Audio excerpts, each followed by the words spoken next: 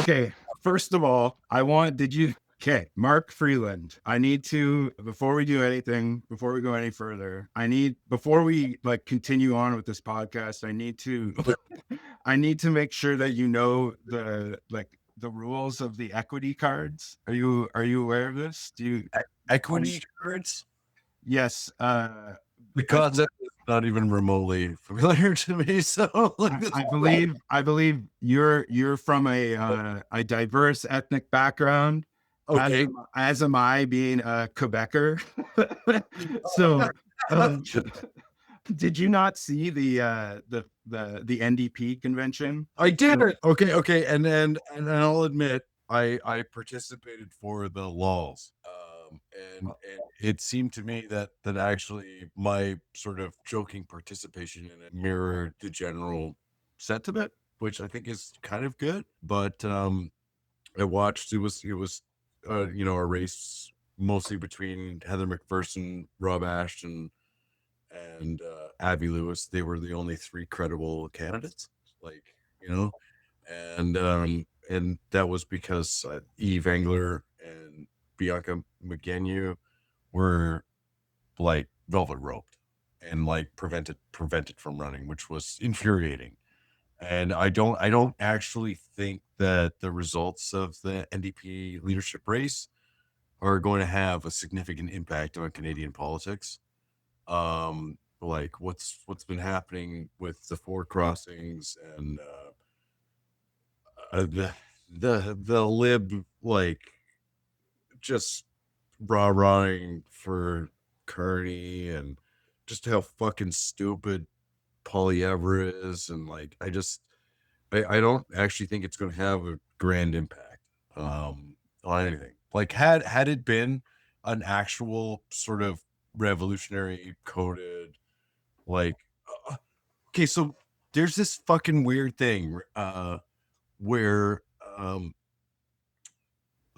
leftists who talk in a language that people can relate to really fucks up, quote unquote, the right wing. I don't think left and right is actually really like meaningful distinction nowadays.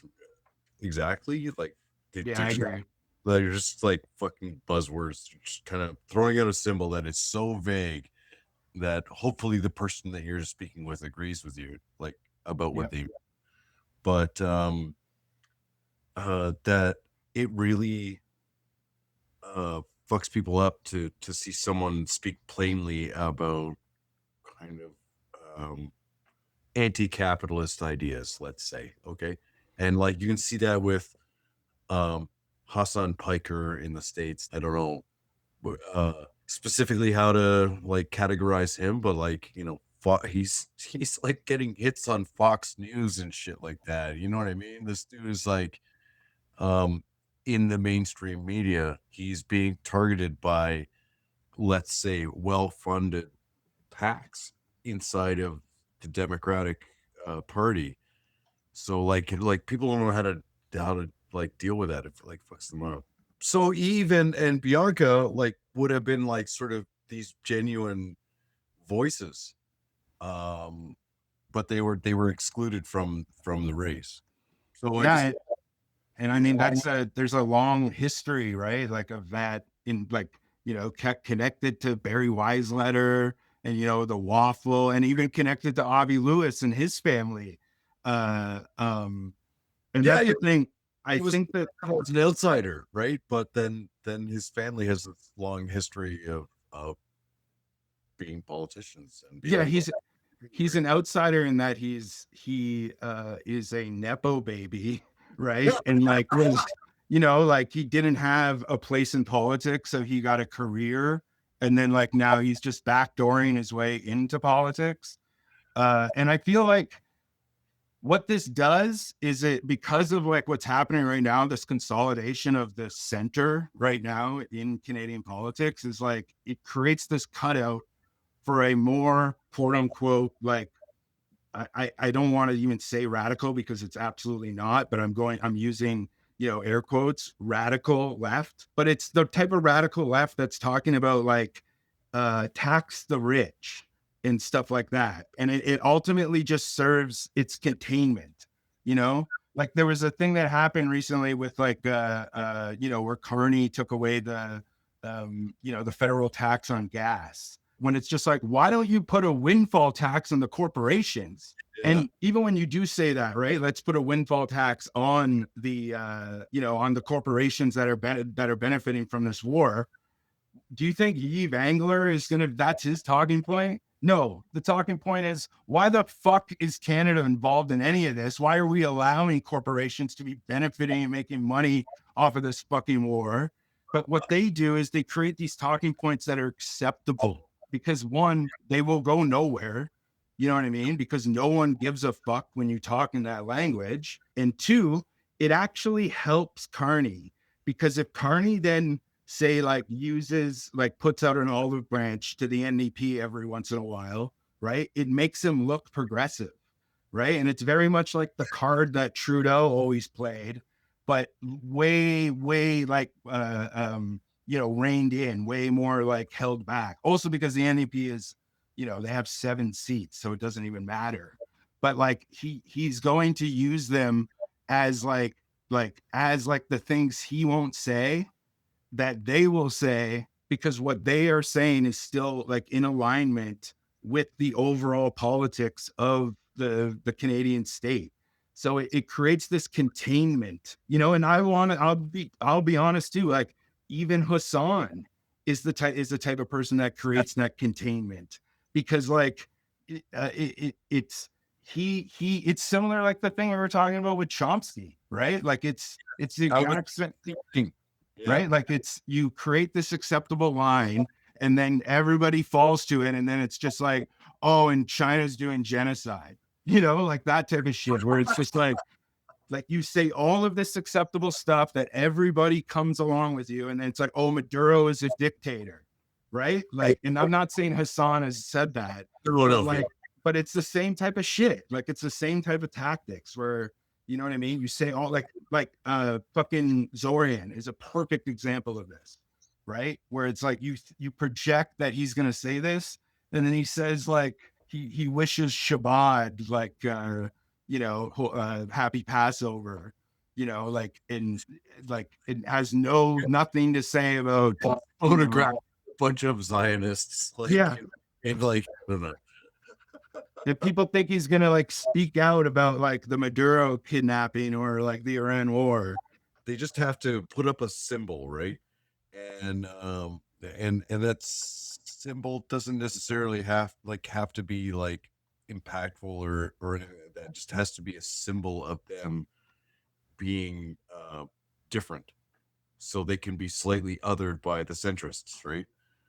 Even though so they'll pick like these, I don't know, specific issues where they can have the quote unquote radical take on it. yep. And then because they have this radical take on this one topic, then people ignore all the other fucking bullshit, the same old bullshit, right? So Another good example of it is like, say with the NDP will say like, okay, we need to control algorithmic pricing. No, voted down. We need to have the municipal run federal line grocery stores. No, voted down, right? But then it's like, oh, we need to have like this new expanded social development program that like people can apply to. That's like, it's tested, but it's like, tested is that thing where there's some condition yes, where you have to like qualify for it. So like that's the dental thing, right? Like, and then the liberals are like, actually, yes, we will vote for this, because in the end, like set at such a like that so few people like yeah, and in the end, too, that type of policy is honestly written by the liberals and handed off, not literally, but in a sense it is, because it's like, what are the liberals going to accept? And it's in alignment with all the things, because, the Liberal Party of Canada has a fucking monopoly on social causes. So like they'll never do things that are like actually socialized, but they will do things like, say, like a universal basic income that is conditional, and that is like purely that is just like a subsidy for landlords and grocery stores and Yes, Amazon. gamified somehow, like Exactly. Yeah, to exactly. to be exploited by those people that are most able to do some loopholes and whatnot, and the people that actually need it like are not able to do the machinations like required to like actually benefit from them. Right. So Well, it's like or a it could be cut off at any time. Like, exactly. Yeah. yeah. It's Oh, like you a so it's like a liberal policy that gets handed to the NDP, right? And then the NDP propose it, or the NDP are part of the like putting the bill to like together, right? When it was the liberals the entire time. And what the NDP's purpose is to sell the idea to their base when they should actually be against that shit, and it should be way further. But that type of socialization closes the door forever on like doing something different. because we already did a thing. Yeah. And Right. now we've it's like it now it's like it's in our constitution, it's in our charter, right? Like we already did these things. So like we're not gonna like we already have a like a new social this new social development program that you brought on. So Yeah, why would yeah. we do this grocery store thing? And Right? if you're not taking advantage of it and you still can't raise yourself out of poverty, even though we've done this performative thing, then surely you're the problem. You're the morally deficient one, right?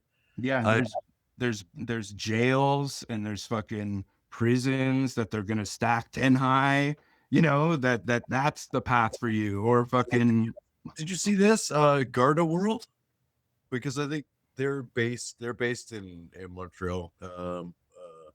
But I guess they have some kind of like involvement in that like ice prison, alligator Alcatraz. I don't know if you read anything about that, but like I guess Garda World, like all those fucking security, like armored trucks, like taking your fucking money to the billionaires, like you know what I mean, or like putting it in the fucking ATM so you can spend it on Labubus or for whatever the fuck it is you're buying. Like, but yeah, they're somehow like mixed up with these the for profit ice fucking yeah. system, like, I seen which a I'm looking at it how a Montreal-based security firm stands to cash in on the US immigration crackdown.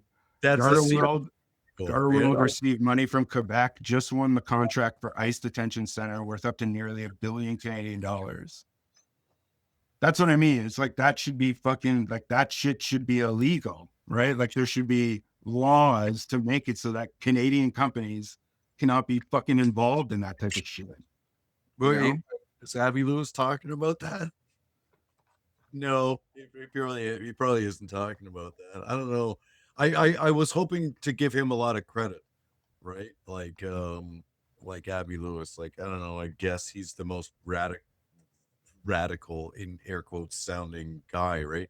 But I think all of them were like, gee, the Americans are bad, right? But they all did but the Iranian Yeah, regime exactly. is bad. So and that was universal, I think, among I don't know about the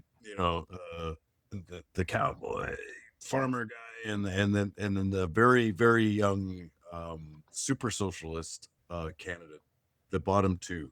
Unfortunately, they weren't, they were not terribly, I don't know. I was gonna say credible. I don't think credible is the right word, but I mean, I think a lot of it is just an audition for those people to get pushed to be in positions either federally or provincially in the next. Like it's just a like, here's who we have. It's very much it's like a convention type event where you're just displaying, the future of the party. The type of people that oh, you we want. got a dude, and we got yellow belt Marxist philosopher person also, like, you know what I mean? Um, but I thought it was universal that all five of them were like, yeah, but he ran bad. Yeah, and there's also like an aspect where like no matter what you say about certain things, like, you know, we want to have municipal grocery stores, you want to have expanded socialized programs. You can't have that while also spending, 3% GDP on fucking military. You know what I mean? You can't be for both of those things. Like those are contradictions, like you just can't do it, So it's like and people don't see that where it's like one cancels out the other. You can't have both. You can't be like a war hawk and also be, have this idea of like mass socialization, because the way that you want it will not be that way, because it will always be like corporate welfare, like we said, UBI, right? Where it's really just money it's like CERB. It's money that's being put in the hands of lower class people, then put right back into the hands of the corporate class, whether it's landlords, fucking Amazon, fucking grocery Right. stores, etc. Well, it was terrible too. Serb especially was like rife for abuse because it was institutionalized, structured in such a way that the money was supposed to go to the employer, like the capitalist, right? Like, you know what I mean? And then those people were supposed to like equitably distribute it to their workers. Like, of fucking course it was gonna be it was like, what the fuck did you think was going to happen? Like, oh my god, right? I it just fucking fucked up. It still gets me that like EI, like I think the maximum benefit that you can possibly receive is like less than two grand. Like, what the fuck are you gonna do with that? Yeah. Like, what are And you they gonna like do? You're they like fucked. Like, fucked. they like Oh, intentionally make it so you have to game the system, right? To be yeah, able to survive. It's like you only get like 50% of the wage you were making. You know what I mean? yeah, And it caps off at like 296, right? Like yeah. and that's it. And then it doesn't matter if you were making 10 grand and you got laid off and you've been paying into, you know what I mean? You've been paying into EI. And this is like the thing that like this is what you were saying with like the, right wingers don't know how to deal with people who talk about this type of shit in the terms that like we would talk about it, where it's not like, oh, it's because of fucking immigration, it's because of there's so many fucking Indians, you know what I mean, that are coming here and taking some magic money from the government, when I it's guess just like, no, it's the state is corrupt. The like that it has nothing to do with these magical scapegoats. Like it's very clear. Like you can't have like a pride in like the system and then shit on it without like going to these scapegoats. And that's why people need to have this like disillusionment where it's just like, no, the system is against you. This whole like it's designed to rip you off. It's designed to give you bread and call it fucking a fucking turkey dinner. oh, You oh, know?